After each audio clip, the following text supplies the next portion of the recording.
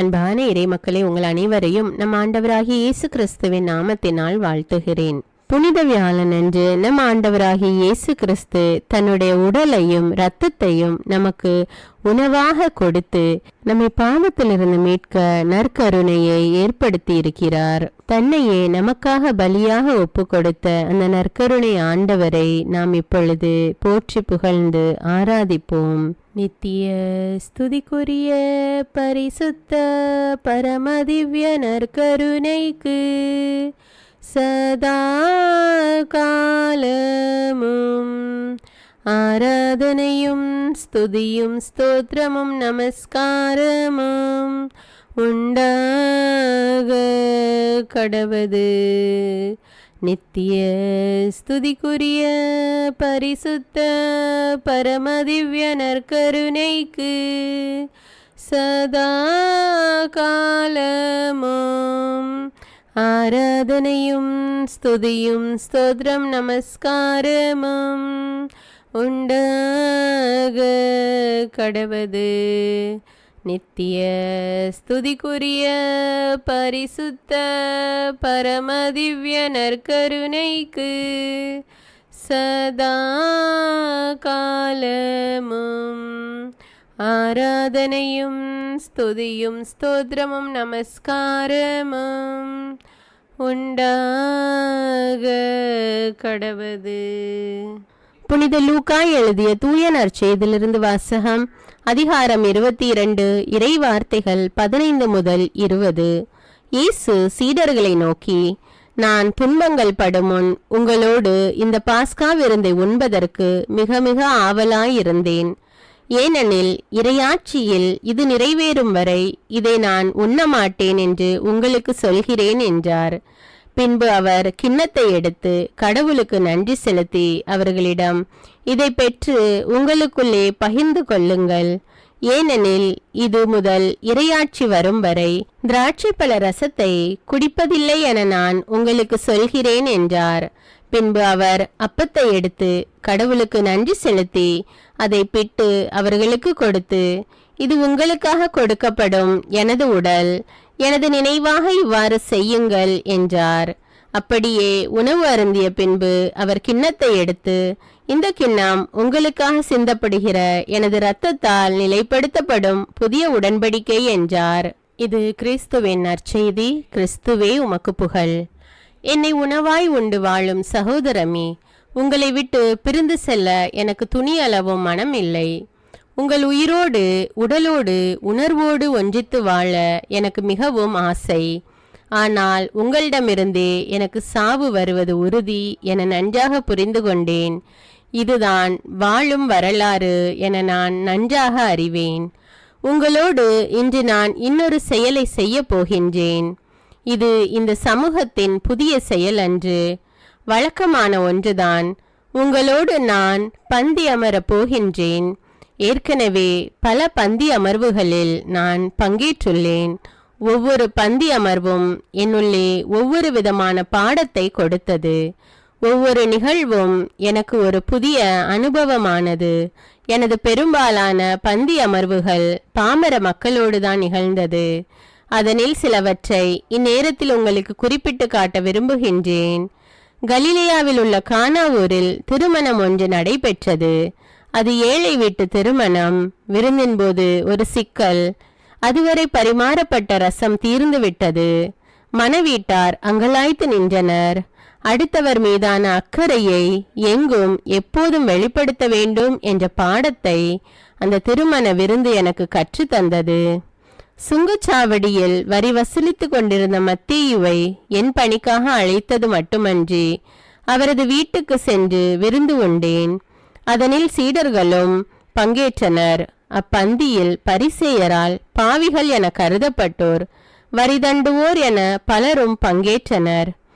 ஒதுக்கப்பட்டவர்களோடு உட்கார்ந்து சாப்பிடுவதை கண்ட பரிசேயர் எனது செயலை கேள்விக்குட்படுத்தினர்.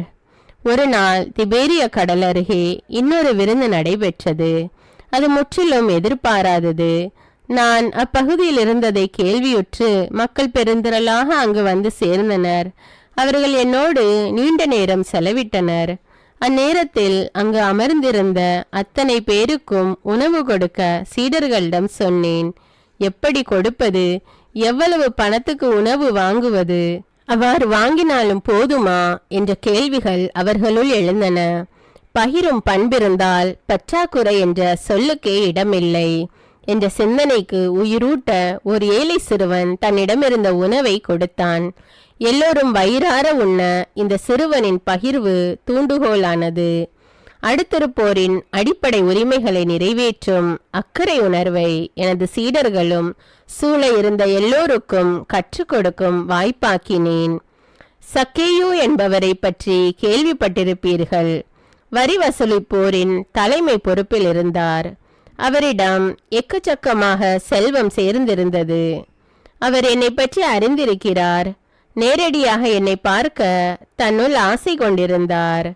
எரிகோ நகர் வழியே நான் வருகின்ற தகவல் அறிந்து வழியோரம் நின்ற ஒரு முசுக்கட்டை மரத்தின் மீது ஏறி காத்திருந்தார். தவறிழைத்தாலும் திருந்த வேண்டும், நன்மை புரிய வேண்டும் என்ற ஒருவித ஆர்வம் அவருள் இருந்ததை உணர்ந்தேன். அவர் ஏறி அமர்ந்திருந்த மரத்தின் அடியில் நின்று அவரை அழைத்தேன். என்ன உற்சாகம்! வேகமாக இறங்கி வந்தார். அன்று அவரது வீட்டில் நான் தங்க வேண்டும் என்று எனது விருப்பத்தை வெளிப்படுத்தினேன். ரொம்பவே சந்தோஷப்பட்டார். என்னை வீட்டிற்கு கூட்டி சென்றார். நல்ல விருந்து கொடுத்தார். அந்த விருந்து அவரது பழைய வாழ்வை மாற்றும் விருந்தானது. அவரது அதிகார போதையில் இருந்து விடுபட்டு அதற்கான பரிகாரம் தேடிக்கொள்ளும் வாய்ப்பாக மாற்றிக்கொண்டார். அந்த விருந்தின் போதும் பலர் முணுமுணுத்து கொண்டிருந்ததை என்னால் பார்க்க முடிந்தது. பெத்தானியாவில் வாழ்ந்த சீமோன் என்பவரது இல்லத்தில் விருந்துக்காக அழைக்கப்பட்டேன். அவரது அழைப்பை ஏற்று நானும் சென்றேன். விருந்தின் போது லாசரின் சகோதரி மரியா அங்கு வந்தார். தான் கொண்டு வந்த விலை உயர்ந்த நறுமண தைல படிக சிமிலை திறந்து என் தலை மீதும் காலடியிலும் ஊற்றினார். என் காலடி அமர்ந்து தமது கூந்தலால் துடைத்தார். இதனை என்னோடிருந்த சீடர்கள் கூட எதிர்த்தனர். விருந்து என்பது வெறுமனே உணவு பரிமாற்றம் அல்ல, அது உள்ளத்திலிருந்து ஊற்றெடுக்கும் உறவு பகிர்வு என எனது சீடர்களுக்கே தெரியவில்லை. என் நல்ல நண்பர்களே, இந்த பந்தி அமர்வு ஏற்கனவே நான் பங்கேற்ற விருந்துகள் தந்த பாடங்களின் விடைகளாகட்டும். எனது பந்தி அமர்வில் உணவு மட்டும் பகிரப்படவில்லை, மாறாக எனது உயிர் பரிமாறப்படுகிறது. ஏனெனில் இங்கு நான் என்னையே அப்பரச வடிவில் உணவாக்குகின்றேன். இப்போது நிகழ்வாகும் பந்தி இந்த நேர பசிக்கானது மட்டுமல்ல, எல்லா மக்களின் வாழ்வுக்குமானது. ஒவ்வொரு வேளை உணவும் பகிரப்பட்டுதான் உண்ணப்பட வேண்டும் என என் சீடர்கள் வழியாக நிர்பந்திக்கிறேன். என்னை உண்ணும்போது பழிவாங்கல், பகை உணர்வு, ஆணவத்தனம், ஏமாற்று, பொய்மை போன்ற இழி மனநிலைகள் இதயத்துக்குள் இருந்தால் அதனை அகற்றிக்கொள்க. எனது விருந்தில் எல்லோரும் சமம் என்ற சரிநிகர் உணர்வு மேலோங்கட்டும். இந்த உணவு பரிமாற்றம் தியாகத்தின் அடையாளமாகட்டும். எனது உணவின் போது உயர்ந்தோர் தாழ்ந்தோர் என்ற பாகுபாட்டு சிந்தனைக்கே இடமில்லை. மானிட நட்புறவு சிறப்பை இந்த விருந்து வலியுறுத்தி கொண்டே இருக்கட்டும்.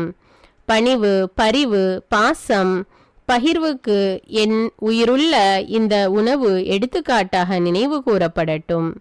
மனிதம் வளர்க்கும் ஒவ்வொரு தியாகமிக்க பணிவிடை செயல்பாடும் என்னை நினைவூட்டும் நல்ல உணவு பகிர்வு போல அமையட்டும். இதைத்தானே நீங்கள் நற்கருணை என பெயரிட்டுள்ளீர்கள். எப்போதெல்லாம் பாசம் கலந்த பகிர்வு நிகழ்வாகிறதோ, எப்போதெல்லாம் பணிவு நிறைந்த பணிகள் நிறைவேறுகிறதோ, எப்போதெல்லாம் தியாகம் செறிந்த உழைப்பு உருவேறுகிறதோ, எப்போதெல்லாம் சமத்துவமிக்க பார்வை நிலையாகிறதோ, எப்போதெல்லாம் உண்மை கொண்ட பகிர்வு செயலாகிறதோ, எப்போதெல்லாம் அக்கறை மிக்க அணுகுமுறை பணியாகிறதோ, எப்போதெல்லாம் உயிர் காக்க உதிரம் தானமாகிறதோ, எப்போதெல்லாம் நிபந்தனையற்ற உறவு பரிமாறப்படுகிறதோ, அப்போதெல்லாம் என் பெயரால் நீங்கள் கொண்டாடும் நற்கருணை விருந்து அர்த்தமானது, இல்லையேல் அது அபத்தமானது. இயேசுவின் வார்த்தை ஒளியில் சில நிமிடங்கள் அமைதியாக தியானிப்போம். திருப்பாடல் வழியாக தியானிப்போம். உங்கள் பதில்: ஆண்டவரே, என் உயிரை காத்தருளும். அவரை நான் மன்றாடிய நாளில் எனக்கு அவர் செவி சாய்த்தார். ஆண்டவரே, என் உயிரை காத்தருளும். சாவின் கயிறுகள் என்னை பிணித்து கொண்டன, பாதாளத்தின் துன்பங்கள் என்னை பற்றி கொண்டன, துன்பமும் துயரமும் என்னை ஆட்கொண்டன. ஆண்டவரே, என் உயிரை காத்தருளும். நான் ஆண்டவரது பெயரை தொழுதேன். ஆண்டவரே, என் உயிரை காத்தருளும் என்று கெஞ்சினேன். ஆண்டவரே, என் உயிரை காத்தருளும். ஆண்டவர் அருளும் நீதியும் கொண்டவர், நம் கடவுள் இரக்கமுள்ளவர். ஆண்டவரே, என் உயிரை காத்தருளும். எளிய மனத்தோரை ஆண்டவர் பாதுகாக்கின்றார். நான் தாழ்த்தப்பட்ட போது எனக்கு மீட்பளித்தார். ஆண்டவரே, என் உயிரை காத்தருளும். என் நெஞ்சே, நீ மீண்டும் அமைதி கொள், ஏனெனில் ஆண்டவர் உனக்கு நன்மை செய்தார். ஆண்டவரே, என் உயிரை காத்தருளும். என் உயிரை சாவினின்று விடுவித்தார். என் கண் கலங்காதபடியும் என் கால் இடராதபடியும் செய்தார். ஆண்டவரே, என் உயிரை காத்தருளும். உயிர் வாழ்வோர் நாட்டில் நான் ஆண்டவர் திருமுன் வாழ்ந்திடுவேன். ஆண்டவரே, என் உயிரை காத்தருளும். மிகவும் துன்புறுகிறேன் என்று சொன்னபோதும் நான் நம்பிக்கையோடு இருந்தேன். ஆண்டவரே, என் உயிரை காத்தருளும். எந்த மனிதரையும் நம்பலாகாது என்று என் மனக்கலக்கத்தில் நான் சொன்னேன். ஆண்டவரே, என் உயிரை காத்தருளும். ஆண்டவர் எனக்கு செய்த எல்லா நன்மைகளுக்காகவும் நான் அவருக்கு என்ன கைமாறு செய்வேன்? ஆண்டவரே, என் உயிரை காத்தருளும். மீட்பின் கிண்ணத்தை கையில் எடுத்து ஆண்டவரது பெயரை தொழுவேன். ஆண்டவரே, என் உயிரை காத்தருளும். இதோ ஆண்டவருடைய மக்கள் அனைவரின் முன்னிலையில் அவருக்கு என் பொருத்தனைகளை நிறைவேற்றுவேன். ஆண்டவரே, என் உயிரை காத்தருளும். ஆண்டவர் தம் அன்பர்களின் சாவு அவரது பார்வையில் மிக மதிப்புக்குரியது. ஆண்டவரே, என் உயிரை காத்தருளும். ஆண்டவரே, நான் உண்மையாகவே உம் ஊழியன். நான் உம் பணியால் உம் அடியாளின் மகன். என் கட்டுகளை நீர் அவிழ்த்து விட்டீர். ஆண்டவரே, என் உயிரை காத்தருளும். நான் உமக்கு நன்றி பலி செலுத்துவேன். ஆண்டவராகிய உம் பெயரை தொழுவேன். ஆண்டவரே, என் உயிரை காத்தருளும். இப்பொழுதே உம் மக்கள் அனைவரின் முன்னிலையில் ஆண்டவரே, உமக்கு என் பொருத்தனைகளை நிறைவேற்றுவேன். ஆண்டவரே, என் உயிரை காத்தருளும். உமது இல்லத்தின் முற்றங்களில் எருசலேமின் நடுவில் ஆண்டவரே, உமக்கு என் பொருத்தனைகளை நிறைவேற்றுவேன். அல்லேலூயா. ஆண்டவரே, என் உயிரை காத்தருளும். உயிர் வாழும் உணவாக உம்மையே தந்த நல்ல இயேசுவே, நீர் ஏற்படுத்திய நற்கருணை விருந்து உண்மையிலேயே ஆழமான அர்த்தங்களை கொண்டுள்ளது. அது மாபெரும் விடுதலை வாழ்வுக்கான செயல்பாடு. நல்ல மன உணர்வுகளை வளர்க்கவும் உயர்ந்த மனநிலைகளோடு வாழவும் தூண்டுகின்றது. நான் என்னோடு வாழ்கின்ற ஒவ்வொருவரையும் மதிப்போடும் சமத்துவத்தோடும் மாண்போடும் நினைத்து தோழமை உணர்வோடு வாழ வழிகாட்டுகின்றது. மது நற்கருணை விருந்தினில் பங்கேற்கும் தகுதியான மனநிலையை கூட நீர் சுட்டி காட்டினீர். நெஞ்சில் வஞ்சக உணர்வோடு உணவில் பங்கேற்ற யூதாஸ் இஸ்காரியோத்தின் பாதக செயலையும் நீர் அந்த விருந்தின் போது குறிப்பிட்டீர். அவன் பிறவாதிருந்தாலே நலம் என்று கூட வருத்தப்பட்டீர். அந்த யூதாஸ் போலத்தானே நானும் எனது வாழ்வும் உமோடு ஒன்றித்திருப்பது போல இருப்பேன். ஆனால் என்னுள் உடனிருந்தே குளிப்பறிக்கும் இழி மனநிலை. உமது விருந்து பாசத்தின் பகிர்வு என அறிந்தும் பலரோடு பகை உணர்வு வளர்த்து கொண்டு ஏதும் அறியாதது போல பாசாங்கு காட்டி நற்கருணை விருந்தில் பங்கேற்றுள்ளேன். திருப்பலிக்கு திரு வழிபாட்டிற்கு நானும் வந்துள்ளேன் என காட்டிக்கொள்வதற்காகவே சில நேரங்களில் நற்கருணை பெற்றுள்ளேன். பாஸ்கா உணவை உண்ண நீர் உமது சீடர்களோடு எவ்வளவு முன் தயாரிப்பு செய்தீர். ஆனால் எந்த தயாரிப்பும் இல்லாமல் ஏனோதானோ என்றும் பந்தாத்தனத்தோடும் உமது விருந்தில் பங்கெடுத்த பொழுதுகளை நினைத்து வருந்துகின்றேன். நற்கருணை விருந்தில் கலந்து கொள்ளும் நான் உம்மை போன்று நலிந்தவருக்கு உதவும் நற்பணியில் ஈடுபட மறந்திருக்கிறேன். நற்கருணை கொண்டாட்ட திருநிகழ்வை பொழுதுபோக்காக வாடிக்கை செயலாக கருதி வெறுமனே கடமைக்காக கலந்து கொண்டு சென்ற நாட்கள் பல உண்டு. பகிரப்படாத செல்வம் பாவமானது என்ற தூய பெசிலின் பகிரங்கமான குற்றச்சாட்டை நான் அறிவேன். எதையும் பகிராமல் ஏழையரை பற்றி அக்கறை கொள்ளாமல் எது எங்கு நடந்தால் எனக்கென்ன என்ற உணர்வற்ற மனப்பாங்குடன் விருந்தில் பங்கேற்றது பெரும் பாவம் என புரிந்து கொண்டேன். மணிக்கணக்கில் கணினி, விரும்பும் நேரமெல்லாம் விளையாட்டு, பொழுதை போக்கும் நோக்கோடு டிவி, டைம் பாஸ் என்ற போர்வையில் நட்பு, கூட்டங்களோடு பிறர் பற்றிய புரணி, பல முக்கிய பணிகள் கண்முன் இருந்தும் கண்டுகொள்ளாமை, சோம்பல்தனம், இன்று எங்கு சுற்றுவது, நாளை எங்கே போய் ஜாலியாக இருப்பது என இலக்கில்லா பயணங்கள், மது அருந்தினால்தான் நட்பு வட்டம் நம்மை ஏற்கும் என்ற தெளிவற்ற பார்வைகள். இது மட்டுமா, என்னை சூழ வாழும் ஒரு சிலர் பங்கில் சமூகத்தில், தெரு வீதிகளில் ஒருங்கிணைந்து திட்டமிட்டு ஏதேனும் நல்லவை செய்தால் பொறாமை நிறைந்த எனது கேலி கிண்டல்கள், பழிப்புகள் என என்னவெல்லாமோ அநியாயங்கள் செய்துவிட்டு அழகான உடை உடுத்தி அற்புதமாக பேசி உமது தியாக விருந்தில் பங்கேற்றது அராஜகமிக்க அரக்கத்தனம் என மனதார உணர்கிறேன். குடும்பம் ஒரு கோவில். குடும்பத்தில் வாழும் ஒவ்வொருவரும் கண்காணும் கடவுள். குடும்பத்தில் உடன் வாழ்வோரின் குறை நிறைகளை கடந்து அன்பு செலுத்துவதில்தான் குடும்ப சந்தோஷம் கூடி வாழ்கிறது. கூடி வாழ்வோரின் சிறு சிறு தவறுகளை கூட பெரிதுபடுத்தி அதை ஊரெல்லாம் ஊதி பெருக்கி மானமிழக்க செய்யும் பண்பற்ற மனநிலை என்னிலும் இருக்கிறது. என் சுயநலத்திற்காக பெற்றோர் பிள்ளைகள் உடன்பிறப்பு என்றும் பாராமல் சதியாட்டம் போடும் பேயெண்ணமும் என்னிலுண்டு. குடும்ப உறவுகளில், நலமான நட்புகளில் உமை உணராமல் வெறுமனே ஆலயத்தில் வந்து எதையெதையோ பிதற்றி கொண்டு நற்கருணை பந்தியில் வந்து நின்ற எனக்கும் யூதாசுக்கும் என்னதான் வித்தியாசம்? எல்லோரையும் சமமாக பார்த்த இயேசு சமத்துவம் உணர்த்தும் உமது விருந்தில் ஏழை பணக்காரர் என்றோ, படித்தவர் பாமரர் என்றோ, திறமைசாலி திறமையற்றவர் என்றோ, அறிவாளி கோழை என்றோ, அழகானவர் அசிங்கமானவர் என்றோ, உயர்ஜாதி தாழ்ஜாதி என்றோ, சிறியவர் பெரியவர் என்றோ, ஆண் பெண் என்றோ, நெட்டை குட்டை என்றோ, சிவப்பு கருப்பு என்றோ எந்த பாகுபாடும் இல்லை. விருந்தினில் எல்லோரும் ஒன்றே. என் அன்றாட வாழ்வில் இந்த பாகுபாடுகளை மையப்படுத்திய எனது பல செயல்பாடுகளை அமைத்திருக்கின்றேன். பங்கு, மறைக்கல்வி, இயக்கங்கள், பக்த சபைகள், சங்கங்கள், குழுக்கள், அன்பியங்கள், பங்கு அருள்பணி பேரவை என்ற எல்லா மக்கள் பங்கேற்பு தளங்களிலும் ஆட்களை வேறுபடுத்தி பார்க்கும் கீழான மனநிலையோடு நடந்திருக்கிறேன். அவ்வாறு ஆட்களை தரம் பிரித்து பார்ப்பது உமது உயிர் உணவை சிதைப்பதற்கு ஒப்பானதல்லவா? இவைகளுக்காக இந்நேரத்தில் மனம் வருந்தி உம்மிடம் வேண்டுகின்றேன். பொது வேண்டுதல்கள். உங்களுடைய பதில்: நற்கருணையாக வாழும் வரம் தாரும் இயேசுவே. இருப்பதை இல்லாதவரோடு பகிர்ந்து நற்கருணையாக வாழும் வரம் தாரும் இயேசுவே.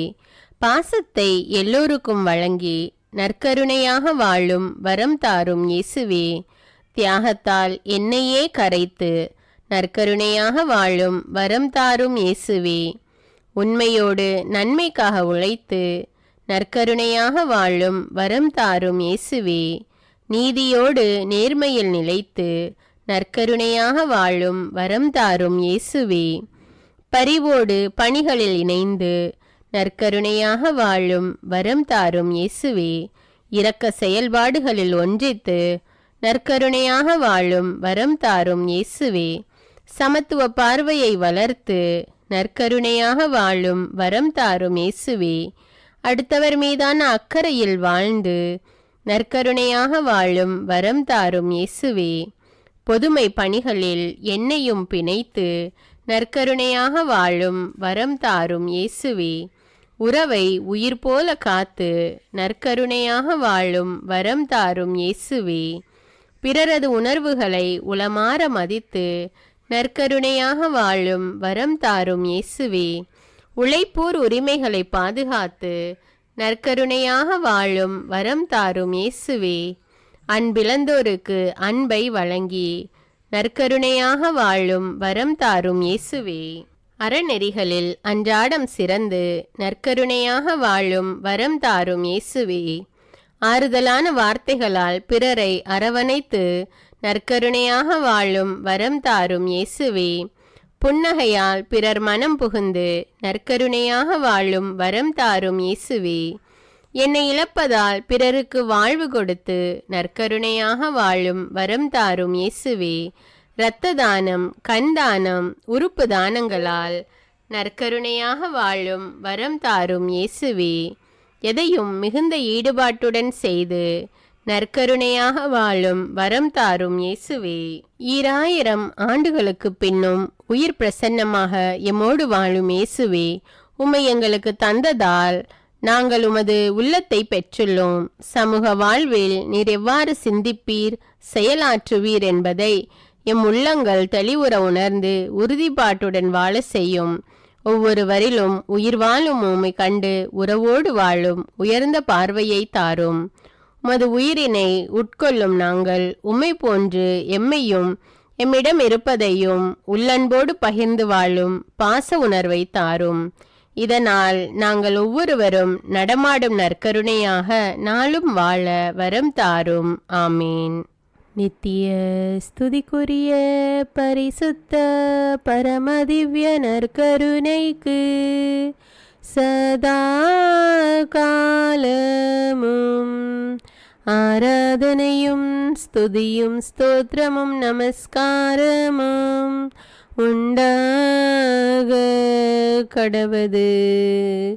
நித்திய ஸ்துதிக்குரிய பரிசுத்த பரமதிவ்ய நற்கருணைக்கு சதா காலமும் ஆராதனையும் ஸ்துதியும் ஸ்தோத்திரம் நமஸ்காரமும் உண்டாக கடவது. நித்திய ஸ்துதிக்குரிய பரிசுத்த பரமதிவ்ய நற்கருணைக்கு சதா காலமும் ஆராதனையும் ஸ்துதியும் ஸ்தோத்திரமும் நமஸ்காரமும் உண்டாக கடவது. அன்பான இறைமக்களே, நற்கருணை ஆகினேன் என்ற தலைப்பில் இன்று நாம் நற்கருணை ஆராதனையை தியானித்து ஜெபித்திருக்கிறோம்.